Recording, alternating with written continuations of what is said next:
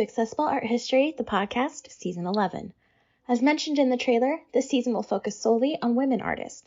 Too often they've been relegated to the sidelines of art and history, so I want to feature them and teach you about how they overcame adversity to change the world around them. All images and sources will be in the associated blog post linked in the description details.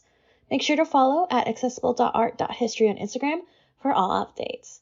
So without further ado, let's get started. Welcome to the season finale of Accessible Art History, the podcast. I hope you've enjoyed this journey through women's history as much as I have.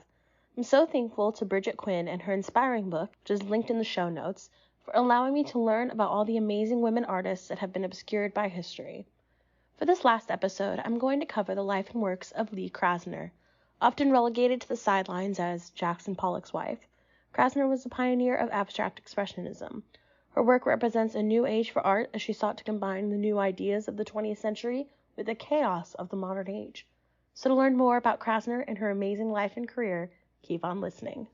Lee Krasner was born Lena Krasner, although she was also known as Lenore outside of her family, on October 27, 1908 in Brooklyn, New York.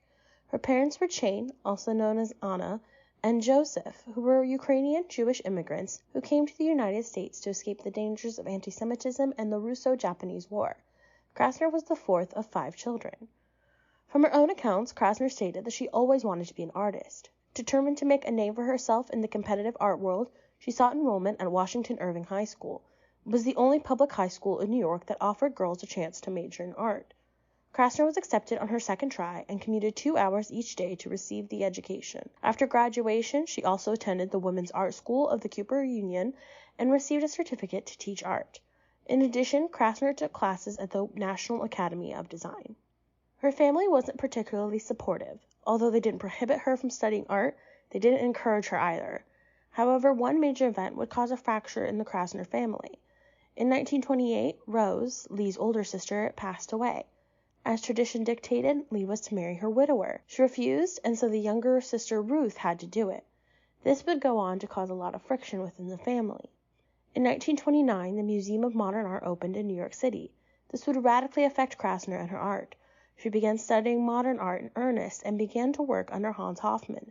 He taught her about the use of a two-dimensional space and color to create art. This led Krasner to experiment with Cubism and Fauvism styles.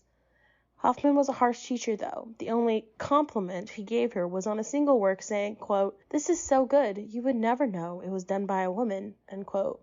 Piet Mondrian, the 20th century abstract artist known for his use of primary color, was much kinder, saying, quote, "You have a very strong inner rhythm. You must never lose it." Unfortunately for Krasner, the Great Depression hit right when she was starting her career. To support herself, she worked as a waitress, but that wasn't enough. So she signed up with the Works Progress Administration's Federal Art Project. Her task was to paint murals based on designs of other artists. However, this did little to feed her soul and passion. She disliked the figural, almost basic works that she was told to paint. So Krasner worked on creating her own designs, but in the 1940s, all public murals had to be war propaganda. Her works were displayed in 19 different department stores trying to drum up support for the war efforts. Krasner also worked with the Artists Union, but quit when it became a communist group. Then she joined the American Abstract Artists group. This is where she would find her niche and meet many future famous artists. In the mid-1940s, Krasner began her first major series called Little Images. These works would showcase how Krasner saw the world. Mainly black and white, the forms consisted of tight, repeating shapes. They almost seemed like letters, as if they were written in code. But there's a softness to the entire piece because Krasner strayed away from her original Cubist education. The series is representative of a woman coming into her own as an artist in a male-dominated field. After this, Krasner moved into her collage phase. She often used discarded pieces of canvas from her husband's work and incorporated them into her paintings. Besides the ripped-up pieces of canvas and paper, she also utilized the paint itself.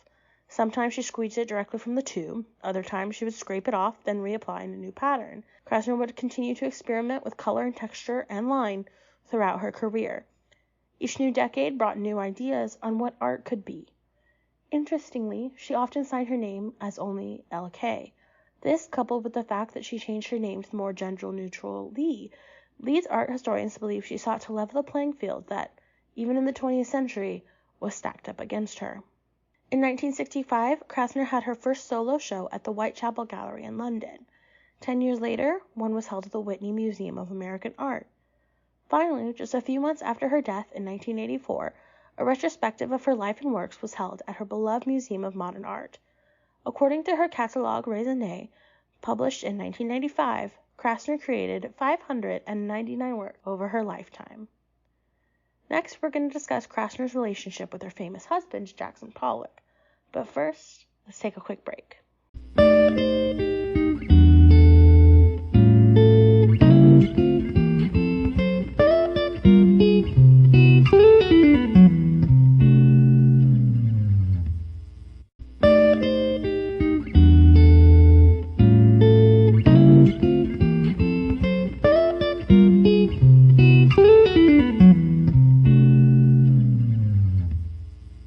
Alright, now that we're back, let's continue our discussion. For decades, Lee Krasner has often been known as just Jackson Pollock's wife, and then an artist.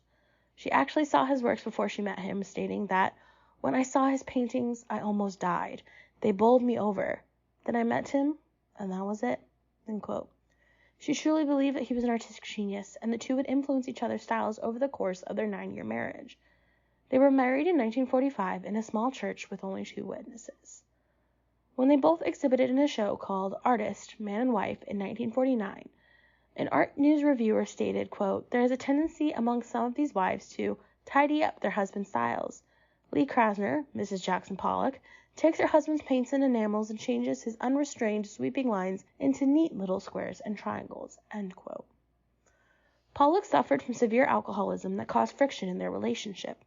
To help him, Krasner borrowed $2,000 from Peggy Guggenheim and bought a house in the Springs on the outskirts of East Hampton.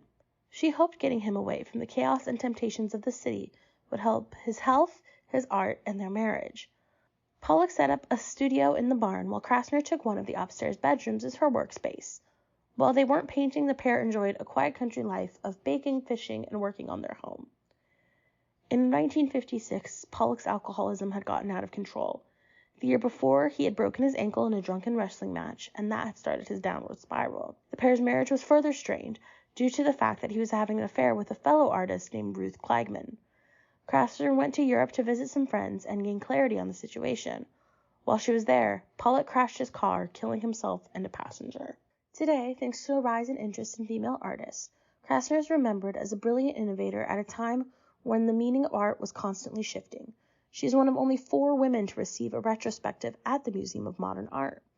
In 1985, the year after her death from natural causes, the Pollock-Krasner Foundation was set up to not only continue the pair's legacy and maintain their home, but to help other artists achieve their career goals. Her works, in recognition of her talent and contribution to history, continuously fetch high prices at auction. For example, in 2008, her work Polar Stampede sold for $3.2 million. Lee Krasner, in my opinion, is a great artist to wrap up season 11 with. Not only was she a pioneer in the world of abstract expressionism, but she carved out a space for herself as the other women I've discussed in this episode have. Although females are still fighting for our rightful place in many industries, these 10 women helped start that fight in the art world. Thank you so much for listening to this season and going on this journey through art and history with me. I'm working on the plan for season 12, so make sure to follow us on Instagram at accessible.art.history to keep up with all the updates. Thank you for listening to this episode of Accessible Art History, the podcast. New episodes will premiere each Monday, so make sure you subscribe so you don't miss out. If you enjoyed this episode, please consider leaving a rate and review. Make sure you follow Accessible Art History on Instagram at accessible.art.history for all updates and daily art of the day posts. See you next time!